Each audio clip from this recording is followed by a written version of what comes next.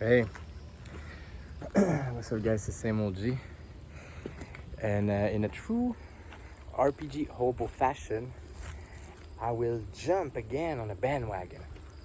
There is a conversation that occurred this weekend. I saw it this morning with Runeslinger, Ivan, Eloy, and some other guy. I don't know his name. And the conversation was about prompt. There was a kind of like a discussion about, prompt in RPG. But I've been listening to it this morning, and it seems to me like the real topic of this conversation might not necessarily be prompt, but it feels to me like they've been talking about coherence, like genre and tone coherence in RPG. So they started with prompt, with games like Pendragon and the Veil, for example, where there is like a prompt or an incitative to roleplay a certain way, in the system, in the design. And so the thing that seems to come back all the time in this conversation is the importance of making sense, right? So the importance of staying in line, staying in tune, staying coherent with genre and tone. So, because the thing is that, some people, they discuss stuff like, okay, some people don't want to be told how to play their character, or someone like that for some reason or another, and all that. And the thing is that there is like this weird, it's not about creativity, right? So there is this situation in games, especially, and now I'm talking about prompt heavy games, like games that will structure how to roleplay your character. And so, there's and I'm gonna stick to those that I know a little bit. Just for example, like these two, like the Veil and Pendragon, just like they did in the conversation. So the thing that seems to be a problem for a lot of people, these guys in the video, and I will argue over the years, listening to RPG videos like that, I will argue also, like most people, not everyone, but most, is that the way you roleplay your character, the behavior of your character need to make sense, need to be coherent with genre and tone. Otherwise, it kills the vibe for some people, for like I would argue most RPG player or most gamer. And I, personally, I do understand that, obviously, but I want to talk about that. Why is that? Why is that? Why, when someone roleplay a character a certain way, it does affect others on the make sense level, on the coherence level? Why does it affect them in such a way that it ruins their fun? We can go balls deep psychology and balls deep sociological analysis, and go like, human beings are rational beings, and when stuff stop making sense, there's a value judgment that we do on that, and so therefore we end up being like, you prick, why do you make a Spock character in my Star Wars game? Just like they mentioned in the video. Or there is a really common example that comes all the time. I've heard that example many times, and it did indeed come back in their conversation is the human, the normal human that lift a car and throw it away kind of thing. Uh, so all those are fine and sound. So my point, not my point, but what I wanna discuss is this: is like, okay, so we want to play make believe, in role playing games, we sit down and then we go through the first principle of the holy trinity of RPG, and we talk with the players. We do session 0, we do social contract, and then we establish genre. All right, we establish tone, and when we do so, we kind of circumvent either the physics, like they mentioned in their conversation, the physics. Are we playing in a normal world physics game, or we play in a game where gravity and weird magic and weird creature are off the wall, and we can do pretty much what we want and all that. So that is obvious. That is kind of stuff like that we have to do, and we have to take care about. Now, when that is done correctly, and you play with common sense people that are in good faith trying their best, to make their idea of a certain aesthetic match yours. Let's say you're 4-player, you played together for a couple years, or eventually you get to know each other. So what you do is, pretty much understand what, I don't know, like gothic punk means, or what high fantasy and low fantasy was the difference, and how portray that in aesthetic and everything. And then you kind of understand your friend in front of you at the table, or in the one that shared the game, which you pretty much understand their frame of reference and the way they approach that kind of aesthetic. So you're gonna play and nothing's gonna happen, so that's fine.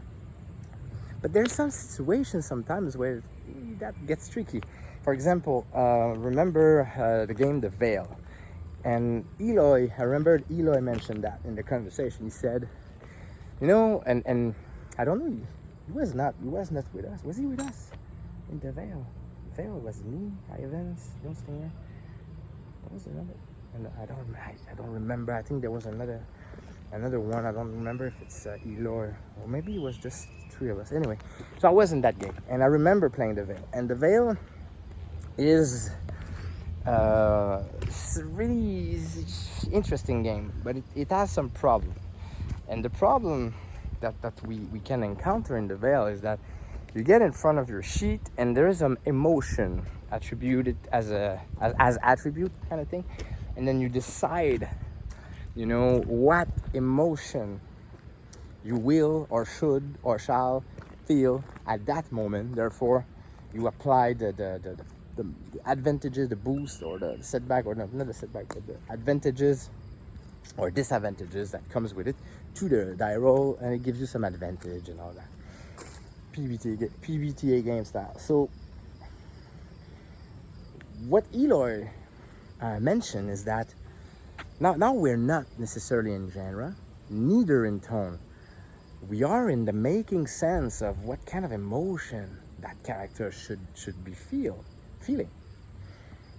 And that is a little bit more interesting for me, and a little bit more nuanced, because there is kind of different kind of way to go about it. If you're a power gamer and you have a +3 in fear, or I don't remember the kind of emotion, but let's say fear, or +3 in fear, then you use fear all the time. My character is scared. I'm a power gamer. I want my +3, so I'm scared. Therefore, I'm gonna roll that, and I'm gonna go. And so now you don't play from the character perspective, but you play from the gamer perspective. Therefore, coherence might not always be the case. It might not always fall into that. Obviously, I would argue that when you use your common sense again and all that, and your good faith, and you work in good faith. I mean, you're not gonna say that you're scared when you're trying to pursue a kid, persuade a kid on the street when you are a fucking cyborg, half cyborg character, right? So that's the kind of thing where, but at the same time, it's still a relevant point. It's not a point, but a relevant topic, because it's the idea that, again, if you're playing something where you're playing in such a way that it doesn't make sense, the other are gonna apply that value judgment on the way you play and the decision as a gamer, and that can ruin their fun. So it's really interesting for me, like that specific moment where everything was nice, I was immersed, and then that kind of break the thing. Oh man, again, you're scared again, really? And then okay, and then you roll the eye, and then everything falls apart, kind of thing. So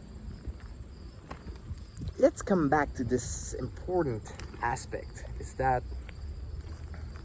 when you have a game, there's prompt, or I would argue that it's the same thing in any RPG at the same time. It's that whenever you play and you stop being coherent with genre and tone, it can create like an aesthetic disruption in the experience of the imaginary world of the people around the table. Imagination is not easy. A room singer recently, I think it's in his podcast, maybe in the RPG a day, he said, I have a very vivid imagination sometimes. Like, for example, he said when he plays, he like the magic of describing scenes and having a shared experience together in your mind and imagination. For some people, that don't necessarily comes easy.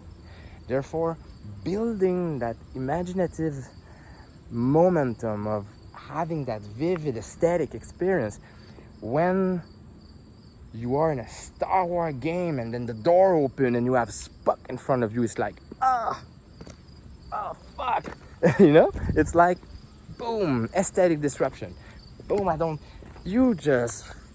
or when someone, do the infamous Monty Cook joke, pickup line or something, and to me, there is something similar in what I'm just saying right now that goes also beyond coherence. I remember a runeslinger one day mentioning to me that he hates when people utilize movie reference or anime reference or literature reference to describe a scene. For example, this is exactly, when in Die Hard 3, when they walk on the street and there is in the front of the building, this is the same kind of building, that kind of stuff. When you utilize a common frame of reference that has nothing to do with the aesthetic of the world to try to portray something, okay? For some reason you're lacking the words, or for you it feels that way in your head, and so you bring that image, that representation, you put it in the game. And so what it does, maybe for him or for some other people who doesn't like that, is the idea that your imagination gets disrupted by something that is not what you thought it was, coherent, right? So for me, it's really interesting, really, really interesting. I would like to understand that phenomena a little bit more. I would like to discuss it with you guys. How do you go about that? How do you feel about your aesthetic experience that you have through, with imagination in a game, and that frustration when that gets disrupted? And it can also be disrupted by many different things. But it seems to me, by listening to their conversation, that was not supposed to talk about that, but ended up talking about that in principle, at least. why does coherence and making sense, you know, is so much important? Because, you know, at the end of the day, this is a creative outlet.